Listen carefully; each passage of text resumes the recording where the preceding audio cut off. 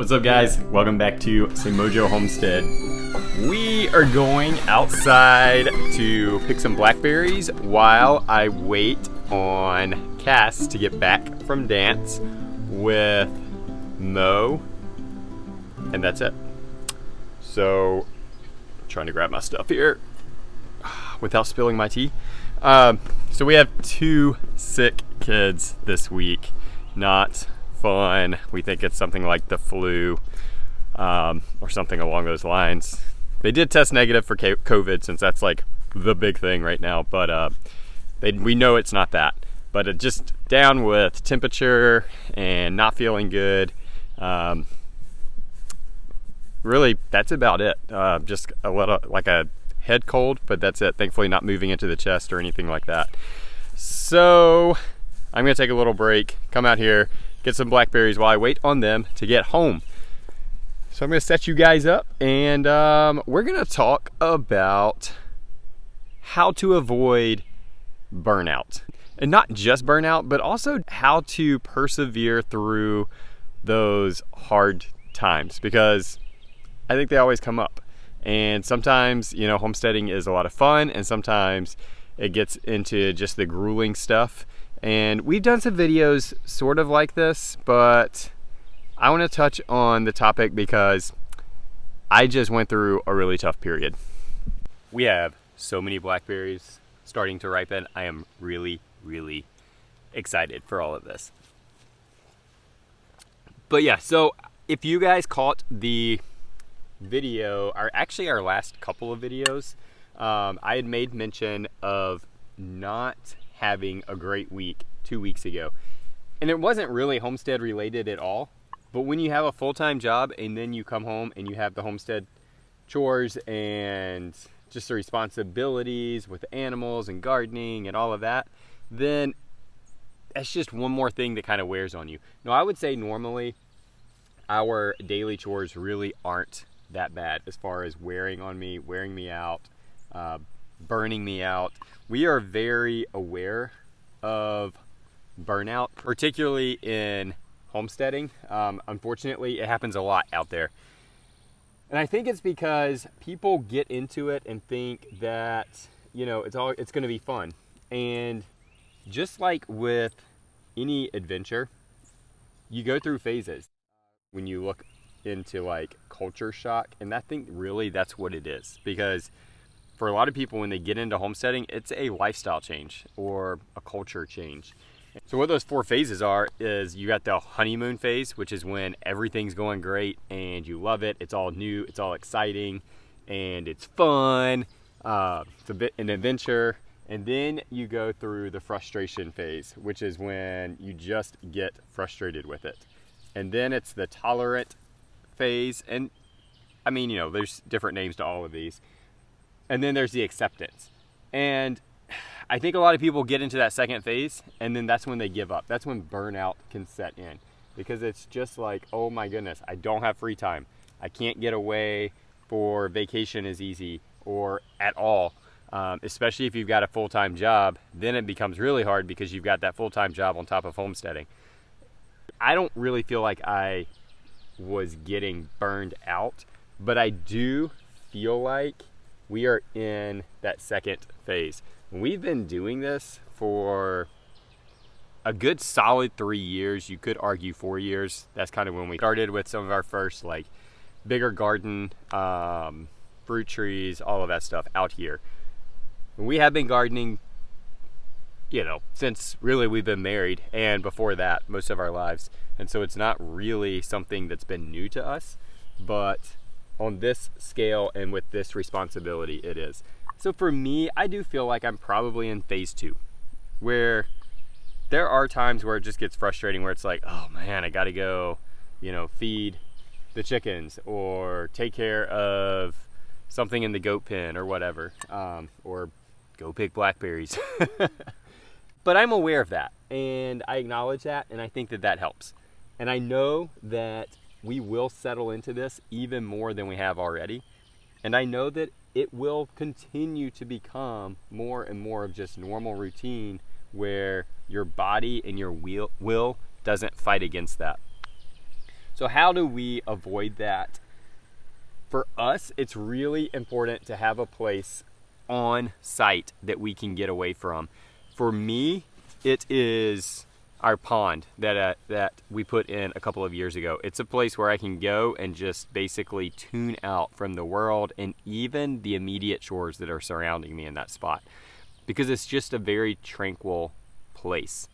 For Cass, it's going into the woods where she is completely removed from and out of sight from the house, the animals, and all of that stuff, and just going and walking through our woods. And that's how she can get a quick just break and replenish. So whatever it is for you, I think it's very, very important if you are homesteading to find that. I would love to hear what you do to recharge yourself. And really, I'm talking like that quick recharge. So be sure to tell me in the comments down below. Love to hear that. So if you saw our weekend video and made it to the end, then you saw our little Blackberry residents that we have living in this bush. I don't hear the mom fussing, so I checked on them just to make sure she hadn't abandoned it, because we do come out here almost every day, and it doesn't look like she has. Those baby birds are still in there, and they have already like gotten so much bigger. They have eyes now. So if you saw the video clip from this weekend, they still had like the big bug eyes, kind of. I don't know, I said they were cute. Baby birds at that phase like freak me out. So they're actually looking a little bit more like baby birds already, but they are still tucked in there and seem to be doing good, so that's good. I'm always concerned that we're gonna scare the parents away when we get bird nest in these blackberries, and I think we've had one almost every year. Anyway, so getting back on topic, for me, 2 weeks ago, I guess almost 3 weeks ago now, again, like I said, the hard part wasn't the homesteading thing that was affecting me. It was work. Like, nothing went right. It was one of those things where almost every single phone call or text that came in it wasn't necessarily something negative, but it was not positive. And I was hung up on a job that I could not get off of, because it was just one of those things where, you know, the client just kept adding this and this and this. And I'm really, really backed up. I had another one that had been waiting a long time that was texting me, also asking when we were gonna get out there. And so it was just this seemingly never-ending pressure just coming at both sides of like this one situation where I needed to get off the job, and then the other situation that basically was like, hey, when are you showing up? And so just having that bombard me from both sides was a lot. And it was like every day, and nothing was going right on either one of these projects.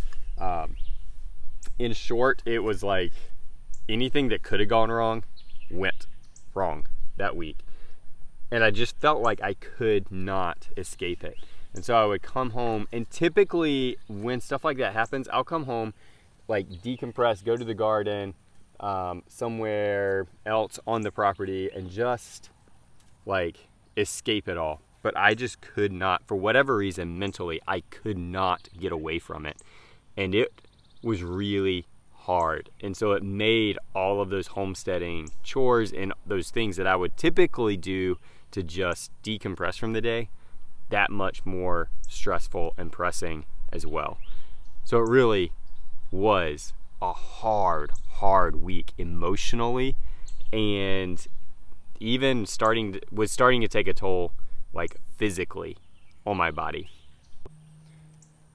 And so my one kind of saving grace, if you will, that was motivating me to get me through that week was that we were heading into Memorial Day weekend. And so I was like, if I can just make it to the weekend, then I can have a break. I can get that reprieve. Well, at the end of the week, I had another client that was also kind of not heavily, but had that voice there, like, when are you coming out to my project? Well, apparently I had told him that I could make it out there on Monday, which was Memorial Day, because I wasn't thinking at the time that that was Memorial Day. Well, at the end of the week, he contacted me. We were talking, and in short, he basically said, "You told me Monday," and held me to that. And so it was like after this stressful week and my like one hope of just having an extra day off was shattered right there. And I remember texting Cass and said, "I just lost Monday," and was thinking in that moment of like, how am I going to make it through? Like, how am I going to continue? I knew it wasn't like I wanted to give, well, I did want to give up, but it wasn't to the point where I was afraid that I would give up. But it was hard. And it was like just that crushing feeling of like, how am I going to go on? Like, how do I continue to do this? And I remember thinking, like, am I going to catch a break, like, anytime in the next month? Because really, it didn't look like I was. And I remember thinking, if I don't do something, if I can't mentally recover quickly, I really feel like I'm going into a, like, mental breakdown. And it was hard. And I pushed through. I made it through the end of that week. And thankfully, we were going to my brother's house for one day, for Saturday, to hang out with them, because we hadn't been down there since pre-COVID. We've seen them. We just haven't been to their house. And in the moment, it felt like that's just one more thing that's going to just cram up this weekend. And it actually ended up being like the best thing of just getting away from the homestead, getting away from the normal routine, and having that break. Now, I know that's important. We stress that. I guess it was one of those things that came as a pleasant surprise. It was like, yes, you know. Once I got down there, we were hanging out with them Saturday afternoon, just kind of sitting around doing nothing. And we all looked at each other and were like, man, this is nice. Like, I don't know the last time I just sat and did nothing, because I didn't have anything that I could do. And, you know, they agreed, and it was kind of the same for them. And in that moment, I just breathed and told myself, it's okay. It's okay for me to do nothing right now. And that's really all I needed. And so we came back Saturday night, went through the rest of the weekend, and got up. And, you know, Monday really wasn't that bad that I had to work when I wasn't planning on it. And I think that that's the big thing is, although I know and I believe that it's okay to do nothing, sometimes I lose sight of that. And so I just want to tell you guys, if you're in that hard place, it's okay to do nothing. And if that means you got to get away from the area where the chores are, then do that. Because sometimes it's the best thing that you can do. So I guess what I'm saying is, give yourself permission to do nothing. The way I look at it is, we can do nothing and get behind by a day, by a week, by a month. But that one day, 1 week, 1 month, whatever it may be, is better than giving it up for a lifetime. And so sometimes the best thing you can do is to not homestead for a day or for a weekend. And I don't mean like the normal, like take vacation, get away like that.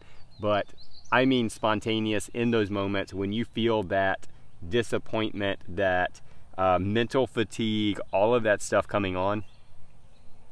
Then take a step back for a day. Do nothing. Go see somebody. Go do the normal person things of life, you know? Because it could save the future of your homestead. I kind of look at it as the same as when you're out picking blackberries or strawberries or anything else you're out there picking, you're going to eat a couple. So taking a break is kind of like that. It might take away from the harvest a little bit, but it motivates you to continue to go on. Thank you for joining me. I hope you did enjoy this. If you were encouraged by it, give it a thumbs up. Sometimes we as people just need to hear those words and have permission to do those things that so often we feel like we can't do. So if you have not subscribed, be sure to do that. Hit that subscribe button. Hit that notify button. It'll notify you every time we put a video out. We have been trying to do 2 a week, and we're talking about maybe going back to trying to get 3 out a week. So we'll see. Stay tuned for that.